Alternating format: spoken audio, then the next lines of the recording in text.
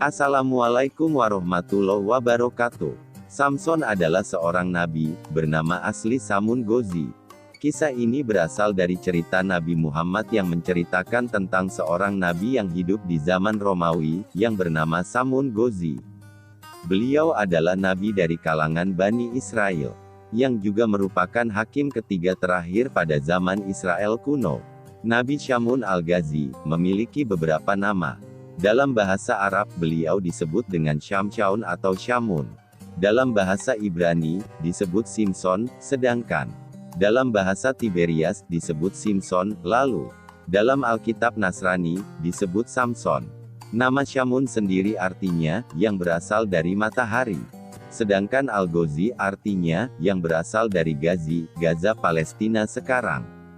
Nabi Samun Gozi memiliki mujizat bisa melunakkan besi dan dapat merobohkan istana.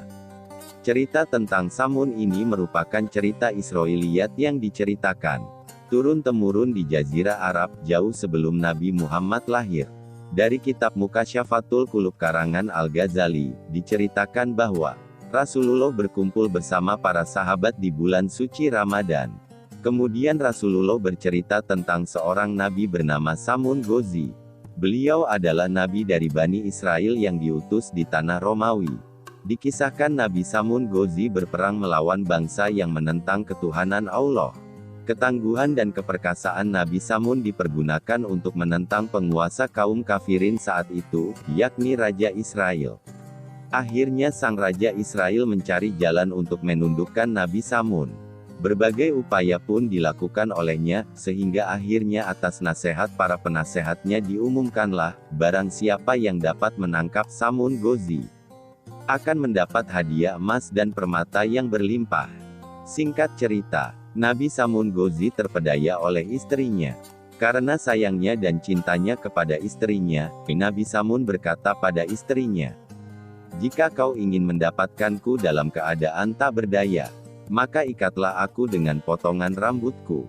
Akhirnya Nabi Samun Gozi diikat oleh istrinya saat ia tertidur.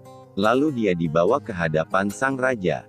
Beliau disiksa dengan dibutakan kedua matanya dan diikat serta dipertontonkan di istana raja. Karena diperlakukan yang sedemikian hebatnya, Nabi Samun Gozi berdoa kepada Allah. Beliau berdoa dengan dimulai dengan bertaubat, kemudian memohon pertolongan atas kebesaran Allah. Doa Nabi Samun dikabulkan, dan istana raja bersama seluruh masyarakatnya hancur beserta istri dan para kerabat yang mengkhianatinya. Kemudian Nabi bersumpah kepada Allah, akan menebus semua dosa-dosanya, dengan berjuang menumpas semua kebatilan dan kekufuran yang lamanya 1000 bulan tanpa henti. Semua itu atas hidayah dari Allah.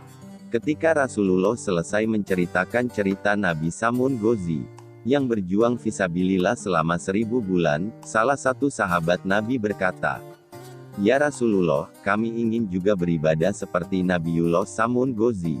Kemudian Rasulullah diam sejenak. Kemudian malaikat Jibril datang dan mewahyukan kepada beliau, bahwa pada bulan Ramadan ada sebuah malam, yang mana malam itu lebih baik daripada 1000 bulan.